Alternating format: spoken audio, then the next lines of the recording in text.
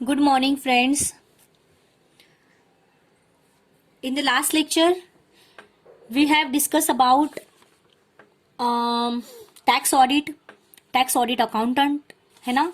Then chartered accountant के बारे में हमने थोड़ा सा डिस्कस किया था. Reasons for the difference in the profit as per financial information and tax requirements, right. Then हमने ऑडिटर्स रोल्स देखा था अंडर इनकम टैक्स एक्ट में. इनकम टैक्स एक्ट के अंडर ऑडिटर्स के रोल क्या होते हैं वो हमने देखा. टैक्स ऑडिटर अकाउंटेंट देखा, टैक्स ऑडिटर रिपोर्ट देखा, है ना. उनके फॉर्म्स कौन से होते हैं, वो किससे रिलेटेड होते हैं वो हमने देखे. Now we are going to discuss about certification for claiming exemptions और deductions. Okay guys, so let's start. The income tax act 1961 provides certain exemptions and deductions. If an income is exempted, अगर कोई income ये exempted है, the assessee need not pay tax on it. ठीक है. अगर कोई income ये exempted है, मतलब एग्जेम्प्टेड मतलब क्या गाइज, देखो आप लोगों को पता होगा, हम लोगों ने थोड़ा सा जीएसटी के बारे में भी पढ़ा है सेकंड ईयर में. तो 2,50,000 के ऊपर अगर किसी का इनकम है सालाना, है ना, देन वो टैक्सेबल होगा. 2,50,000. देखो हाँ, मैं क्या बोल रही हूँ, मैं सिर्फ उदाहरण दे रही हूँ, मैं सिर्फ एग्जाम्पल दे रही हूँ.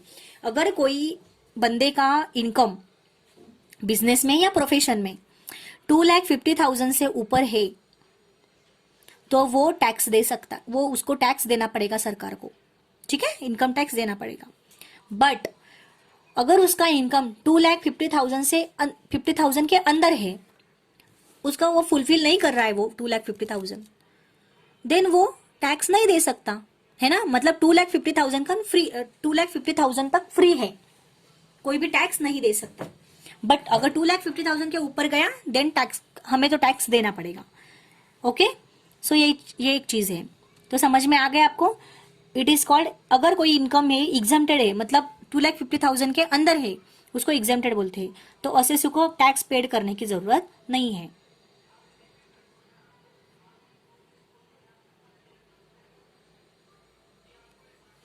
ठीक है. On the other hand, deductions means, deduction का मतलब क्या होता है.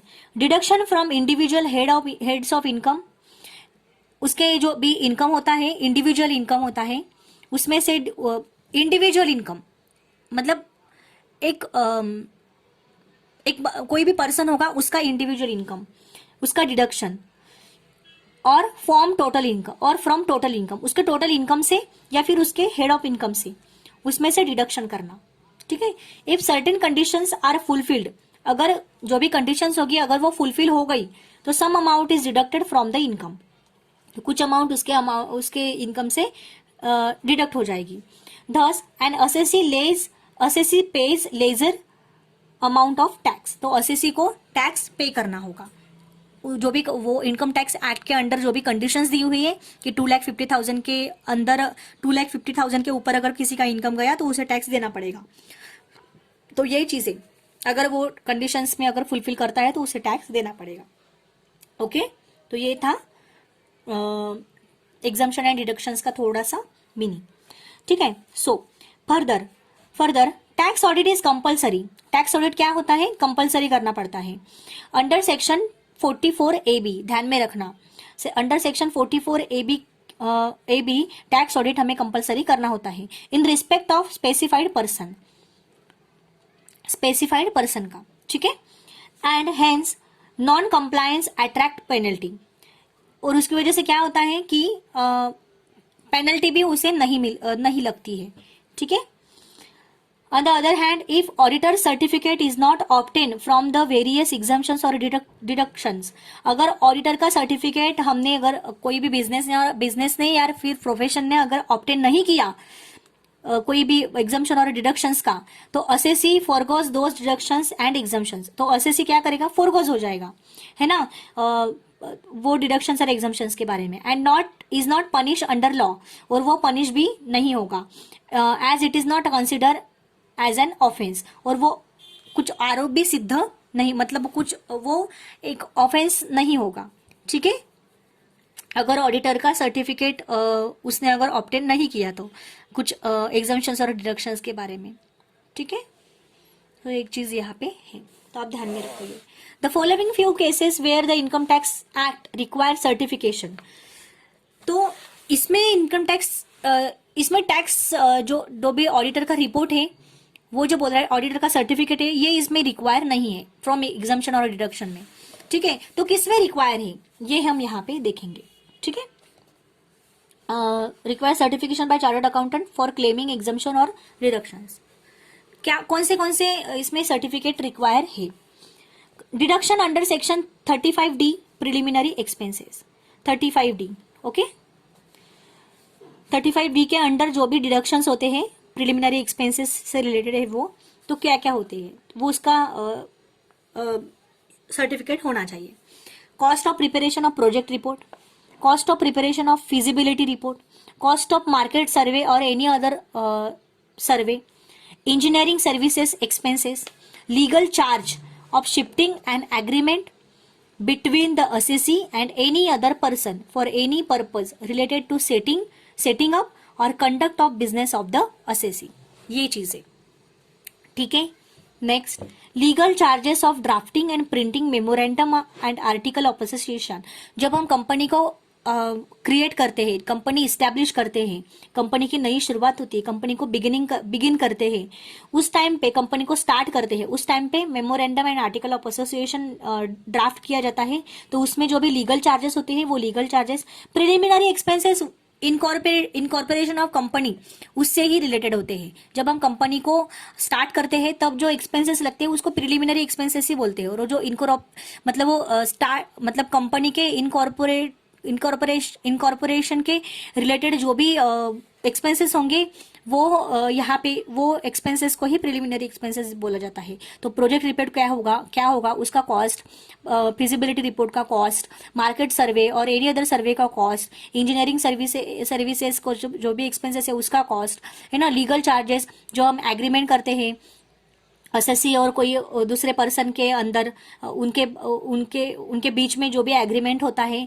उसका लीगल चार्जेस है ना, and then legal charges of drafting जो भी memorandum and article of association उसका जो भी ड्राफ्टिंग प्रिंटिंग करते हैं उसके लीगल चार्जेस, उसका डिडक्शन, उसके expenses, then registration fees under companies act 1956। जो भी हम कंपनी अभी हम जो इस्टेब्लिश करने वाले हैं उसको तो रजिस्टर करना पड़ेगा है ना, तो उसके रजिस्ट्रेशन फीस भी उसके प्रिलिमिनरी एक्सपेंसेस के अंदर आती है। Then expenses in connection with public issue of shares और डिबेंचर्स है ना, connection public issue of shares और डिबेंचर्स, जो भी इशू ऑफ शेयर्स और डिबेंचर्स होगा कंपनी का वो उसका expenses, being the underwriting commission, brokerage charges for shifting, typing, printing and advertisement of the prospectus, ये सारे एक्सपेंसेस है ना। तो ये सारे एक्सपेंसेस भी प्रिलिमिनरी एक्सपेंसेस में आते हैं। तो ये सब चीजें, ये सब जो सारे एक्सपेंसेस हैं उनका तो डिडक्शन करना पड़ेगा है ना, डिडक्शन एंड एग्जाम्पशन जो भी है, एग्जाम्पशन होगा, डिडक्शन होगा, तो ये सब चीज़ों का सर्टिफिकेट ऑडिटर का सर्टिफिकेट यहाँ पे रिक्वायर है। ठीक है, टैक्स ट्रीटमेंट, तो टैक्स ट्रीटमेंट क्या होगी? It is applicable to an Indian economy, Indian company और resident non corporate assessee. It is applicable, किसे एप्लीकेबल है? इंडियन कंपनी को। टैक्स ट्रीटमेंट किसे एप्लीकेबल है? इंडियन कंपनी को और रेसिडेंट नॉन कॉर्पोरेट असेसी, जो नॉन कॉर्पोरेट रेसिडेंट है उसे ये एप्लीकेबल है। 1/5 of the total eligible preliminary expenses are allowed. 1/5 total eligible preliminary expenses का 1/5 जो है वो अलाउड होता है in 5 equal instalments starting from the year in which the business commence. जो भी स्टार्टिंग फ्रॉम द ईयर, जिस साल में बिजनेस स्टार्ट हुआ उस साल से 5 इंस्टॉलमेंट्स में वो जो एक्सपेंसेस है वो अलाउड होता है।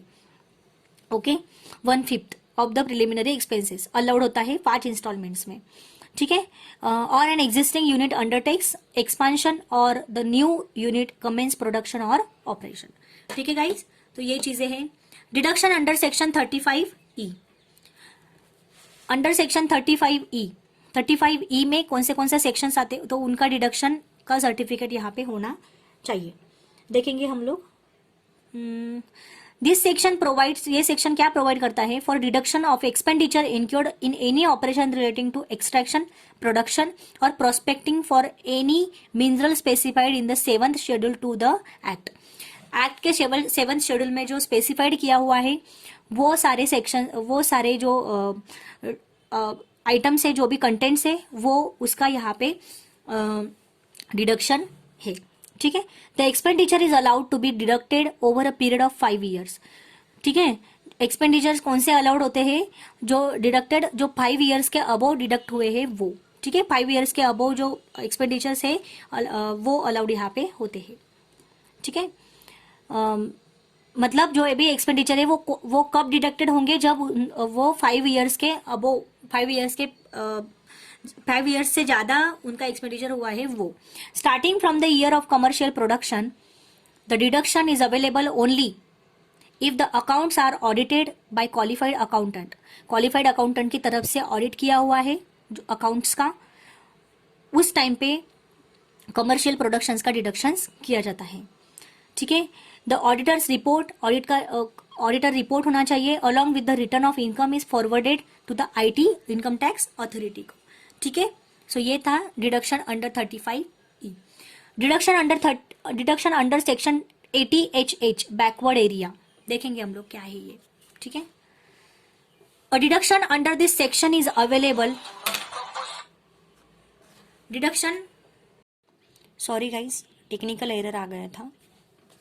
So yes, we are discussing deduction under section 80HH backward area, right?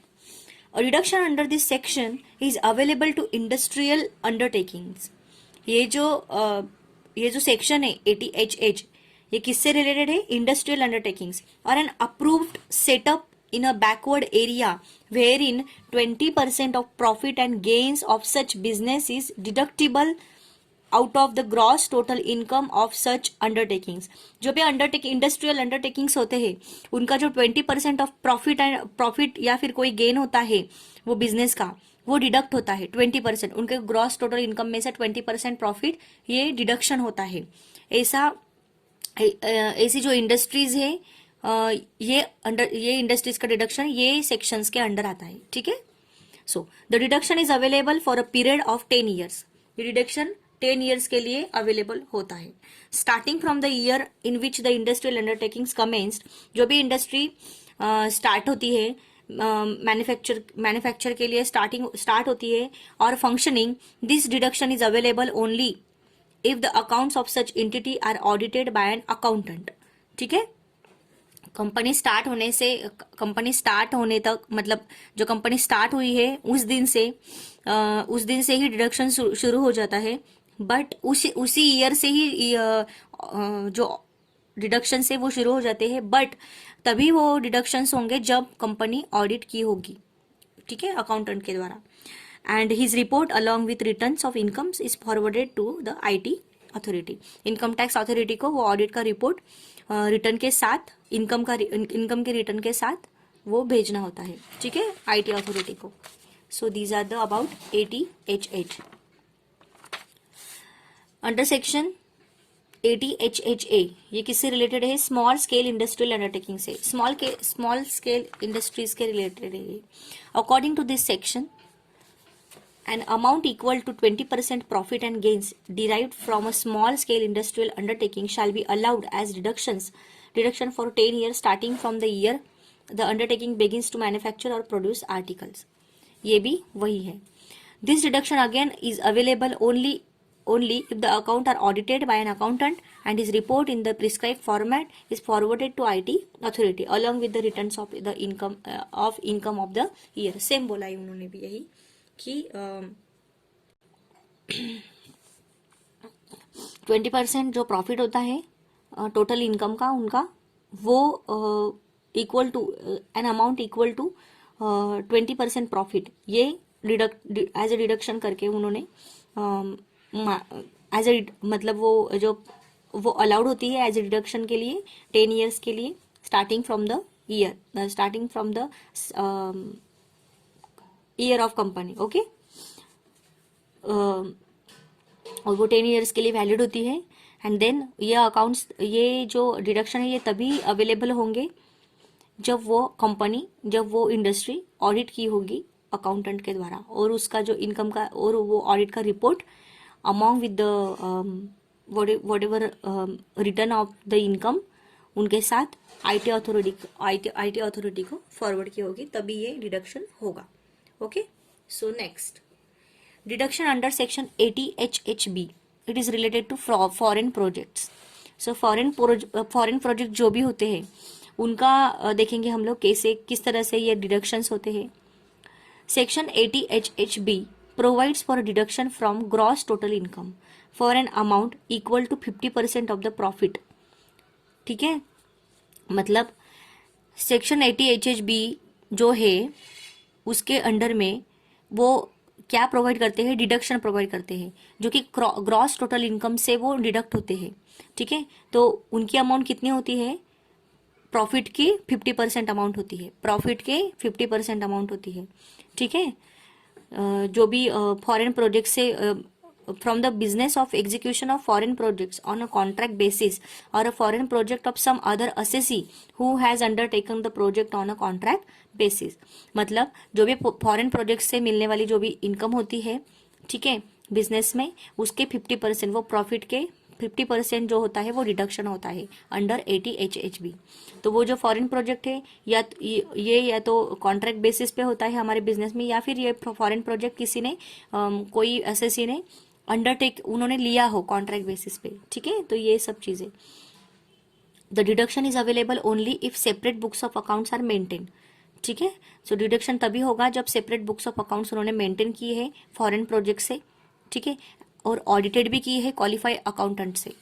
ठीक है, the report of the accountant in the prescribe format, जो रिपोर्ट होता है अकाउंटेंट का वो प्रिस्क्राइब फॉर्मेट में होता है, must be furnish to the IT authority, और वो आईटी अथॉरिटी को फर्निश करना चाहिए along with the return of income, income के रिटर्न के साथ. Okay. Next, deduction under section 80HHC. 80HHC किससे रिलेटेड है, business of export. The profits derived from the business of exports of goods out of India, profit derived from the business of export of goods out of India, जो goods होता है वो out of India जाता है, वो profits derive बोला है उन्होंने. मेंशन इन दिस सेक्शन, ये सेक्शन में यहाँ पे मेंशन होता है, shall be allowed to be deducted from the gross total income of the business undertaking. मतलब ऐसे गुड्स जो एक्सपोर्ट होते हैं बाहर के देश, बाहर के कंट्रीज में जाते हैं, ऐसे गुड्स का बिजनेस जो होता है उनका जो इनकम होता है वो इनकम अलाउड होता है डिडक्शन के लिए ग्रॉस टोटल इनकम से. Okay. The assessee should furnish the report of a chartered accountant. Assessee ने ये जो रिपोर्ट है वो चार्टर्ड अकाउंटेंट से फर्निश करना चाहिए, सर्टिफाइंग दैट, और उसमें ऐसा सर्टिफाई होना चाहिए कि deduction has been claim correctly, जो डिडक्शन हुआ है वो करेक्टली क्लेम हुआ है as per the requirements of this section and as per the जो भी सेक्शन 80HHC में दिया हुआ है वो सेक्शन के अकॉर्डिंग ही डिडक्शंस हुआ है. ठीक है, ऐसा उन्होंने सर्टिफाई करना है वो रिपोर्ट में इन the prescribe form along with the returns of income. ठीक है. Next, deduction under section 80HHD, business of hotel, tour operators, travel agents. Okay. So HHD में क्या रिलेटेड है, बिजनेस ऑफ होटल, होटल का business, tour operators and travel agent, इनका income under section 80HHD से deduct होता है. ठीक है. The deduction under this section can be claim under this section, deduction under this section can be claimed by company or resident person engaged in the business of a hotel or a tour operator of travel agent. ठीक है, ये 80HHD के under ये deductions होते हैं. फिर वो company हो सकती है, रेसिडेंट पर्सन हो सकता है जो कि बिजनेस, होटल का बिजनेस है उसका, टूर ऑपरेटर है वो, या फिर टूर ऑपरेटर है, ट्रैवल एजेंट है. ठीक है. Next, or a travel agent. The amount of deduction is 50% of profit. Profit के 50% होती है डिडक्शन की amount. Derive from the above mention services, जो भी सर्विसेज है, hotel, tour operator, travel agent. ठीक है.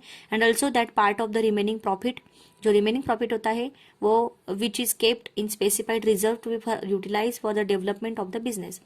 ठीक है। डिडक्शन टोटल प्रॉफिट में से 50% प्रॉफिट जो होता है वो डिडक्शंस चला जाता है, एंड बचा हुआ जो 50% होता है उसमें भी कुछ पार्ट जो होता है वो रिमेनिंग प्रॉफिट का जो पार्ट्स होते हैं वो पार्ट्स रिजर्व करके रखते हैं एक बिजनेस के डेवलपमेंट के लिए। ठीक है, ऐसा उन्होंने बोला है अंडर सेक्शन 80 HHD में, ये ऐसे रूल्स है। ठीक है, the deduction is claimable only, deduction तभी क्लेमेबल होगा जब receipt for services from the foreigners are in convertible foreign currency. ठीक है, जब फॉरेनर्स की जो रिसिप्ट्स होती है वो फॉरेन करेंसी में कन्वर्ट हुई होगी, तभी इनका क्लेम डिडक्ट होगा। The deduction can be claimed if the receipts are in Indian rupee provided the amount of rupee has been obtained by surrendering convertible foreign currency to the authorized dealer of a foreign currency। मतलब deduction तभी claim होगा, deduction claim हो सकता है, deduction का claim हो सकता है जब जो रिसिप्ट होती है वो इंडियन रुपी में होगी, जो रिसिप्ट होती है वो इंडियन रुपीज में होगी, जो कि वो भी जो फॉरेन करेंसी है उसमें वो कन्वर्टेबल किए होंगी।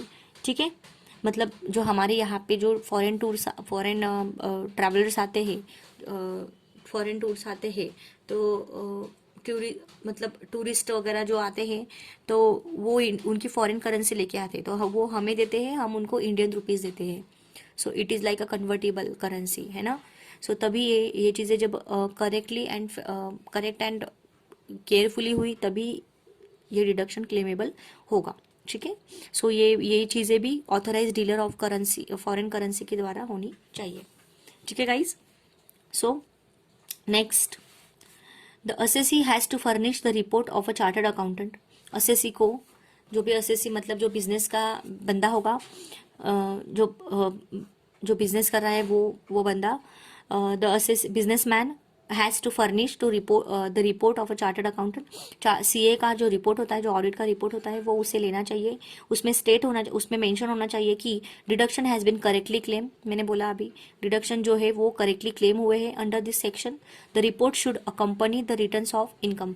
जो रिपोर्ट होता है वो रिपोर्ट के साथ रिटर्न ऑफ इनकम भी होना चाहिए। ठीक है, next deduction under section 80 HHE। अभी ये क्या है, 80 HHE के अंडर, वो किससे रिलेटेड है, export of computer software technical services outside India. ठीक है, export of computer software technical services outside India, जो आउटसाइड इंडिया टेक्निकल सर्विसेज दी जाती है वो, और एक्सपोर्ट ऑफ कंप्यूटर सॉफ्टवेयर के एक्सपोर्ट के सेक्टर में डिडक्शंस होता है अंडर सेक्शन 80 HHE। ये चीज़ें ध्यान में रखो आप। तो कैसे होते डिडक्शंस देखेंगे। The deduction is allowed from the gross total income. Deduction gross total income में से अलाउड होता है, equal to the profit and gains from the business. Profit के इक्वल होता है वो, ठीक है, and gains from the business of export of computer software.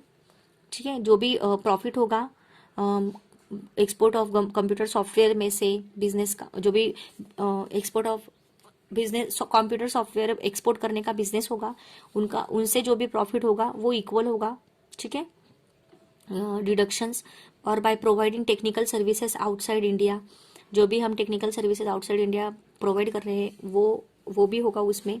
ठीक है, इन connection with the development of computer software, computer software के डेवलपमेंट के लिए ये डिडक्शंस किया जाता है। ठीक है, next the receipt from such services should be in convertible foreign currency. जो रिसिप्ट होती है वो फॉरेन करेंसी में कन्वर्टेबल होनी चाहिए। ठीक है, ब्रॉट टू इंडिया, जो कि इंडिया में आती है। The assessee should furnish the report of a chartered accountant. Assessee ने, जो बिजनेसमैन है, उसने रिपोर्ट लेना चाहिए सीए की तरफ से, और उसमें मेंशन होना चाहिए कि claim has been correctly made in accordance with this section. ठीक है, in the prescribe format along with the return of income. ठीक है, रिटर्न ऑफ इनकम के साथ वो जो रिपोर्ट है, वो रिपोर्ट, जो ऑडिट रिपोर्ट है वो करेक्ट है और वो अकॉर्डिंग टू सेक्शन ही बनाया गया है प्रिस्क्राइब फॉर्मेट में। ठीक है, तो ये सब चीज़ें यहाँ पे मेंशन होनी चाहिए under section 80 HHE, which is related to export of computer software and technical services outside India. ठीक है, द नेक्स्ट वन डिडक्शंस कौन सा है, सेक्शन 80IA, ठीक है, 80IA, तो देखेंगे ये किससे रिलेटेड है। Deduction is available to small industries and cooperative societies. ये जो सेक्शन है ये किससे रिलेटेड है? Deduction is available to small scale industries, जो छोटी इंडस्ट्रीज होती है वो, एंड कोऑपरेटिव सोसाइटीज को ये सेक्शन अलाउड है। विच हैव कमेंस्ड, जो कि शुरुआत हुई वो इन बिजनेसेस की, बिजनेस फ्रॉम 30 मार्च 2000, जो बिजनेस 30 मार्च 2000 से स्टार्ट हुए हैं उनको ये डिडक्शन अलाउड है। वो small scale industries and cooperative societies जो 31 मार्च 2000 से स्टार्ट हुई है उनको ये अंडर सेक्शन 80IA के सेक्शन के अकॉर्डिंग डिडक्शंस अलाउड है। The profit and gains to relate, profit and gains, जो भी प्रॉफिट और या कोई फायदा होता है वो किससे रिलेटेड होना चाहिए? To the business of hotel और ऑफ ऑपरेटिंग कोल्ड स्टोरेज और शिप, ठीक है। तो ये जो बिजनेस है, ये जो प्रॉफिट है वो किससे होना चाहिए? होटल के बिजनेस से, ऑपरेटिंग कोल्ड स्टोरेज या फिर शिप की तरफ से, ठीक है। Next, the amount of deduction is 30% of profit, जो कि अमाउंट होता है वो प्रॉफिट के 30% डिडक्शन होना चाहिए, 30% अमाउंट डिडक्ट होनी चाहिए for corporate assessees, corporate assessees के लिए, एंड 25% नॉन कॉर्पोरेट असेसीज, जो 25% होता है वो नॉन कॉर्पोरेट असेसीज के लिए होना चाहिए, ठीक है। कॉर्पोरेट असेसीज के लिए 30% एंड नॉन कॉर्पोरेट असेसीज के लिए 25% डिडक्शन, ठीक है। Next, the deduction is available for 10 years, जो डिडक्शन होता है वो 10 ईयर्स के लिए अवेलेबल होता है, and for cooperative societies the deduction is for 12 years. तो डिडक्शन कोऑपरेटिव सोसाइटीज के लिए 12 ईयर्स का होता है और इंडस्ट्रीज के लिए 10 ईयर्स का होता है, ठीक है। Next, the accounts must be audited, जो भी अकाउंट होगा बिजनेस का वो ऑडिटेड होना चाहिए, it is compulsory, and the auditors report in the prescribe format should be furnished to the IT authorities along with the return of income. Return of income के साथ जो भी प्रिस्क्राइब फॉर्मेट में, section के according जो भी prescribe format में जो ऑडिट रिपोर्ट बनाया है वो दोनों IT अथॉरिटी को प्रेजेंट करना चाहिए, ठीक है। तो ये थे डिडक्शंस जो कि हमने डिस्कस किए। उसका सर्टिफिकेशन दिया जाता है, क्लेमिंग, एग्जम्पशन और डिडक्शन का, ठीक है। 35D deduction under 35D, 35E, 80HH किससे रिलेटेड है वो यहाँ पे दिया हुआ है, 80HHA, ठीक है, 80HHB, 80HHC, 80HHD, 80HHE, 80IA, ठीक है गाइज। तो इजी है, सिर्फ ये कौन सा सेक्शन कौन से किससे रिलेटेड है, कौन से बिजनेस से रिलेटेड है, कौन से प्रोफेशन से रिलेटेड है, ठीक है। तो ये सब चीज़ें हमें याद रखनी चाहिए, ठीक है। तो आप रीड कर लेना। तो नेक्स्ट है हमारा term selective tax audit. Selective tax audit मतलब audit under section 142 clause 2A, ठीक है। देखेंगे सिलेक्टिव टैक्स ऑडिट क्या होता है। Under section 142 clause 2A, the assessing officer has the power to direct the assessee to get his account audited by an accountant nominated by the Commissioner of Income Tax Act।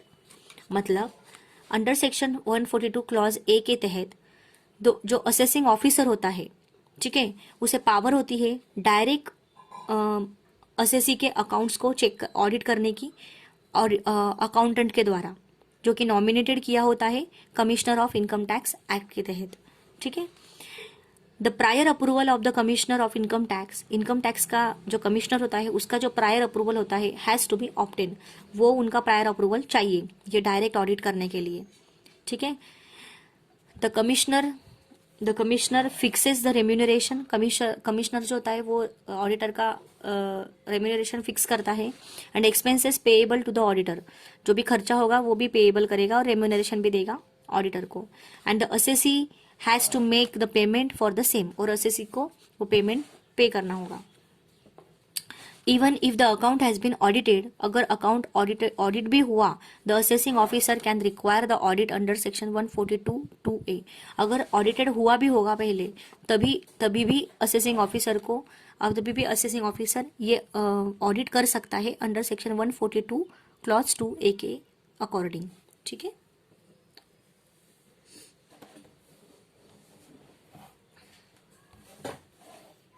सो ये था selective tax audit. इसका मतलब हमें समझ में आ गया कि ये जो असेसिंग ऑफिसर होता है उसे डायरेक्ट पावर होती है, उसे डायरेक्ट राइट होता है कि असेसी को डायरेक्टली, असेसी के अकाउंट को डायरेक्टली ऑडिट किया जाए, किससे, अकाउंटेंट के द्वारा, जो कि नॉमिनेटेड किया होता है commissioner of income tax act के तहत। लेकिन इसके लिए ऑडिट करने के लिए कमिश्नर, इनकम टैक्स के कमिश्नर की प्रायर अप्रूवल जरूरी है। ठीक है, तो और कमिश्नर जो होता है वो ऑडिटर का रेम्यूनरेशन एंड एक्सपेंसेस जो भी है वो पेएबल होता है। ठीक है, वो डिसाइड करता है, वो पेएबल मतलब वो फिक्स करता है, और जो असेसी है बिजनेसमैन, उसे वो पे करने होते हैं। ठीक है, अगर ऑलरेडी बिजनेस में ऑडिट हो चुका है तभी भी असेसिंग ऑफिसर ये ऑडिट कर सकता है। ठीक है, अंडर सेक्शन 142(2)(a) के इसमें। Next, tax consultancy and representation. Tax consultancy and representation देखेंगे हम लोग। The auditor can give consultancy services, auditor consultancy services भी देता है टू हिज क्लाइंट असेसी, उसके क्लाइंट्स को, to that the tax is avoided और मिनिमाइज, टैक्स अवॉइड करने के लिए या मिनिमाइज टैक्स कम करने के लिए। ठीक है, उसके लिए वो कंसल्टेंसी सर्विसेज भी प्रोवाइड करता है auditor. The auditor can use lawful devices, auditor ये कुछ लॉफुल डिवाइसेस यूज करता है to reduce the tax burden reduce करने के लिए कुछ लॉफुल डिवाइसेस भी वो यूज करता है। Being an expert in the field, जो भी एक एक्सपर्ट फील्ड में एक्सपर्ट बनने के लिए। ठीक है, the auditor acts as an authorise representative, auditor एक ऑथराइज रिप्रेजेंटेटिव के एज अ ऑथराइज रिप्रेजेंटेटिव वो एक्ट करता है ऑफिस क्लाइंट्स, उसका जो क्लाइंट्स होता है वो क्लाइंट का वो ऑथराइज रिप्रेजेंटेटिव है, ऐसा वो उसे उसके साथ एक्ट करता है, बिहेव करता है before income tax authorities, income tax authorities के पहले, इनकम टैक्स अथॉरिटीज के पहले वो वही ऑडिटर जो है इनकम टैक्स अथॉरिटीज के पहले ही authorise representative, as a authorise representative वो एक्ट करता है in various proceedings connected with assessment appeal etcetera, जो भी प्रोसीडिंग्स होगी जो असेसमेंट अपील के रिलेटेड है, उससे वो उनसे ही वो थोड़ा सा वेरीफाई कर लेता है। ठीक है, तो ये था टैक्स कंसल्टेंसी का, tax consultancy and representation. Okay guys, तो एक फॉर्मेट दिया हुआ है, फॉर्म 3CA है ये रिलेटेड है, ये जो रूल है सी रूल CG 6G clause 1 सब क्लॉज ए। तो audit report under section 44AB of the income tax act 1961 in a case where the accounts of business or profession of a person have been audited under any other law, मतलब business और profession audit किया हुआ है under any law. ठीक है, तो ये एक ऑडिट रिपोर्ट होता है, देखेंगे इसका फॉर्मेट कैसा होता है। आई और we report that the statutory audit of dash dash, mention उनका नाम मेंशन करना है, किसका ऑडिट किया। ठीक है, एड्रेस मेंशन करना है असेसी का with permanent account number, pan card है ना। वॉज कंडक्टेड बाय, किसने कंडक्ट किया। ठीक है, मी जो भी होगा, अगर मैंने किया है तो मैं मतलब ऑडिटर जो अभी जो रिपोर्ट कर रहा है वो, या फिर अस, या फिर सब 2-3 ऑडिटर मिलके किया, या फिर कोई इंस्टीट्यूशन ने किया।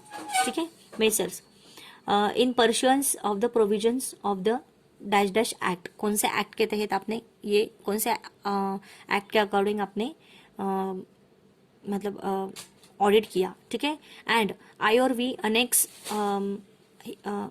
Hair to a copy of my और our audit report dated, date लिखा होगा यहाँ पे, along with a copy of each of, जो भी कॉपी होंगी वो, the audited profit and loss account और income and expenditure account for the year ended 31 March, जो भी ईयर होगा वो।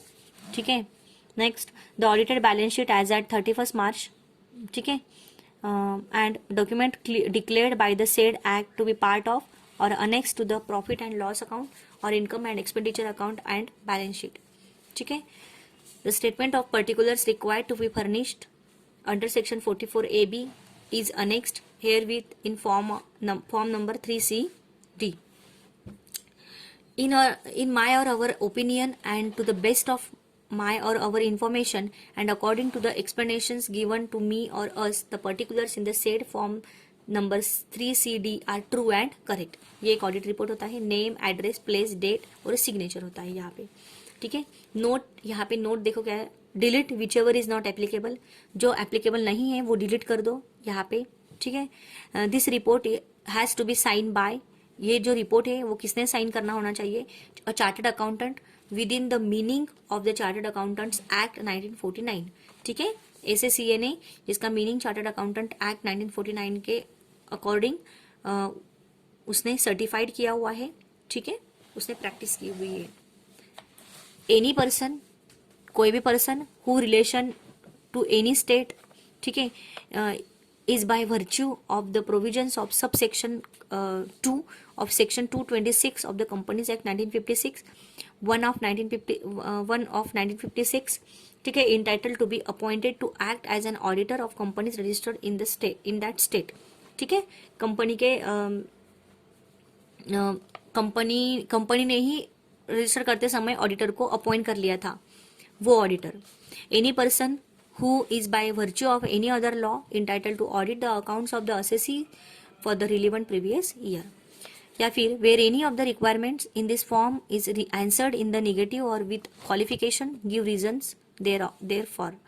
The person who signs this audit report, कोई भी पर्सन जिसने ऑडिट रिपोर्ट पे साइन किया है, shall indicate reference to his membership number और सर्टिफिकेट ऑफ प्रैक्टिस नंबर और authority under which he is entitled to sign this report. ठीक है. उसने इंडिकेट करना होगा जो भी उसने प्रैक्टिस की हुई है, उसका मेंबरशिप नंबर या फिर सर्टिफिकेट ऑफ प्रैक्टिस नंबर या फिर अथॉरिटी अंडर विच, अथॉरिटी जो भी होगी उनकी साइन.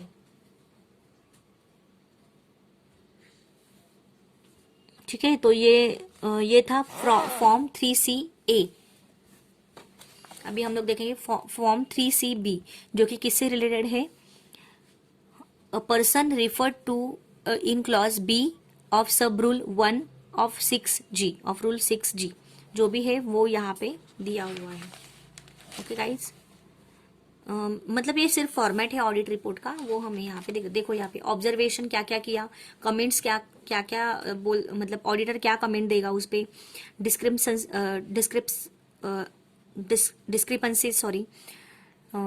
डिस्क्रिपेंसीज जो है वो यहाँ पे देगा. ठीक है. इनकंसिस्टेंसीज कौन सी है वो यहाँ पे वो मेंशन करेगा, यानी कि उसका वो ओपिनियन ही देगा यहाँ पे. ठीक है. देन ऑडिट का पर्पस क्या था, वो उसमें जो भी इंफॉर्मेशन एक्सप्लेनेशन जो भी मिले वो बिलीवेबल थे क्या, वो यहाँ पे सब कुछ वो यहाँ पे मेंशन करेगा कि मुझे जो भी इंफॉर्मेशन चाहिए थी ऑडिट पर्पस के लिए वो इंफॉर्मेशन मुझे मिली, एक्सप्लेनेशन मुझे मिला, वो यहाँ पे मेंशन करेगा. देन ओपिनियन जो भी होगा वो उसके बेस्ट ऑफ नॉलेज के तहत होगा, जो भी एग्जामिनेशन किया उस पर वो ओपिनियन देगा. देन उसका ओपिनियन होगा ऑडिटर का best of information and according to the explanations given to him और देयर ऑडिटर और देम, है ना, जो भी अकाउंटेंट्स होंगे उनको वो जो भी एक्सप्लेनेशन देंगे वो उनके वो एक्सप्लेनेशन एंड इन्फॉर्मेशन के अकॉर्डिंग ही वो उनका ओपिनियन देंगे ऑडिटर. ठीक है. Read with notes thereon if any give a true and fair view. ठीक है. देन बैलेंस शीट में बैलेंस शीट देखेंगे auditor, profit and loss account, income and expenditure accounts देखेंगे. जो भी स्टेटमेंट है वो फर्निश किया जाएगा under section 44AB is annexed है within form number 3CD. ठीक है. इन माय और अवर ओपिनियन, जो भी ऑडिटर होगा उसके ओपिनियन के तहत and to the best of his knowledge, his information and according to the explanations given to auditor, the particular given the said form number 3CD are true and correct, ऐसा वो mention करेगा auditor. ठीक है. Name, address, place, date, signature. ठीक है. Delete करना है जो भी एप्लीकेबल नहीं है इसमें, उसमें से डिलीट कर देना, वो डिलीट कर देना है. Mention the total number of branches total number of branches कितने हैं वो मेंशन करना है। देन जो रिपोर्ट है वो, ये जो रिपोर्ट है उस पर कौन साइन करेगा, अकाउंटेंट साइन करेगा, जो कि सीए एक्ट 1949 38 ऑफ 1949 में मेंशन किया हुआ है, उसका डिफिनेशन वो सीए। देन ऐसा पर्सन जो कि कंपनी ने रजिस्टर किया, अपॉइंट किया हुआ है, वो ऑडिटर करेगा। या फिर ऐसा पर्सन जो ऑडिट रिपोर्ट पे साइन कर रहा है, उसने उसने इंडिकेट करना होगा उसकी मेंबरशिप नंबर या फिर सर्टिफिकेट ऑफ प्रैक्टिस नंबर या फिर अथॉरिटी जिसके अंडर उसने मतलब जो भी अथॉरिटी जिसने साइन किया है। ठीक है। Next, from the form number 3CC shall be omitted, the form number 3CD the following form shall be substituted, namely form 3CD। ठीक है। तो ये है पार्ट ए, पार्ट बी दिया हुआ है यहाँ पे, आप रीड कर लेना गाइज, इजी है। उसमें सब जो भी है वो सब्सटीट्यूटेड दिए हुए हैं कि क्या क्या आएगा यहाँ पे। फॉर्म ए में name of the assessee businessman का नाम, उसका address, pan number, status, previous year ended 31 March. ठीक है। असेसमेंट ईयर, ठीक है, प्रीवियस ईयर कौन से ईयर था प्रीवियस, देन असेसमेंट ईयर कौन सा है। पार्ट बी में जो भी इंफॉर्मेशन है वो सब आएंगी। ओके। तो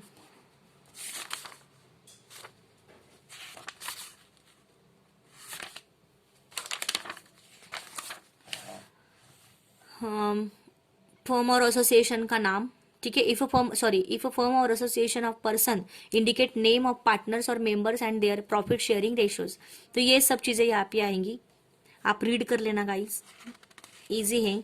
देन यहाँ पे वेदर द प्रॉफिट और loss account includes any profit और gain assessable on presumptive basis, if yes indicate the amount of and the relevant section 44 AD E AF BBB BBA BBB जो कि हमने already detail में देखे हैं, और any other relevant section.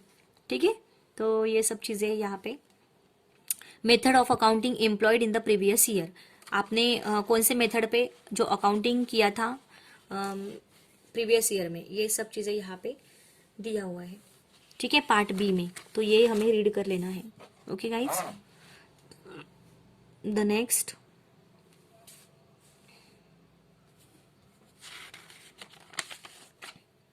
ये जो सेक्शन है वो ठीक से रीड करो आप। Okay.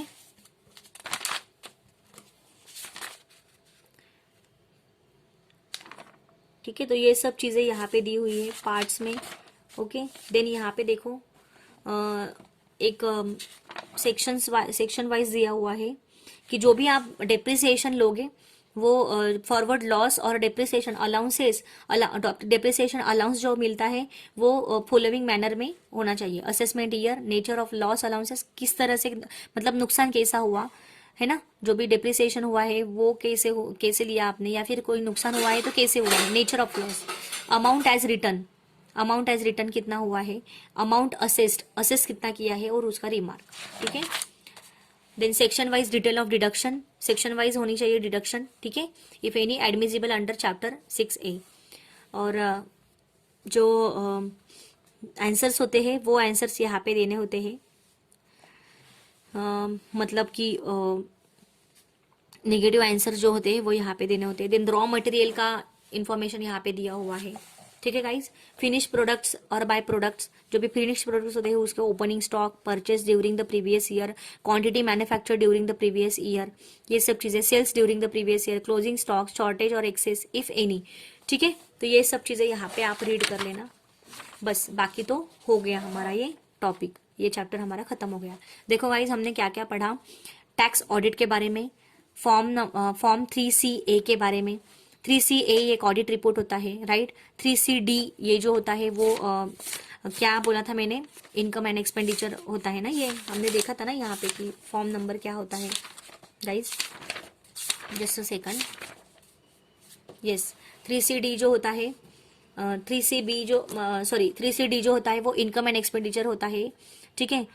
Statement of particulars should be, इसमें 3CD में होते हैं स्टेटमेंट ऑफ पर्टिकुलर्स। 3CA जो होता है वो ऑडिट रिपोर्ट होता है। ओके। 3CB कब यूज करते हैं ये यहाँ पे बोला है उन्होंने, ठीक है। Then deduction available to industries in the backward areas, देखो ऐसा भी क्वेश्चन आता है कि what is the deductions what's the deductions होते, कौन से डिडक्शन होते हैं अवेलेबल, कौन से डिडक्शन अवेलेबल है इंडस्ट्रीज के लिए जो कि बैकवर्ड एरियाज में है। तो हमने पढ़ा कि कौन से डिडक्शंस होते हैं बैकवर्ड एरियाज में। देखो गाइस,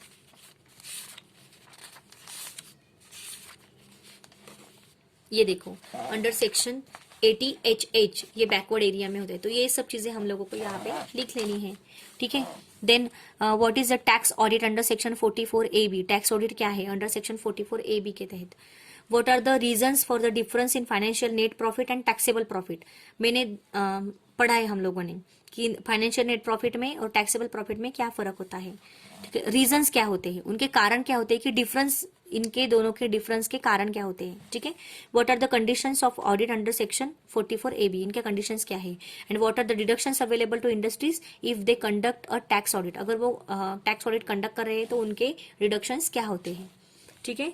तो ये था हमारा चैप्टर नंबर 4 जो कि खत्म हो चुका है टैक्स ऑडिट नाम का, ठीक है गाइस। तो नेक्स्ट लेक्चर में हम लोग नेक्स्ट चैप्टर देखेंगे, ओके। नेक्स्ट चैप्टर होगा हमारा authorise audit of computerise system, audit of computerise system, ठीक है गाइस। तब तक आप रीड करो जो भी मैंने पढ़ा है वो, ठीक है। Thank you so much, bye bye, take care, bye.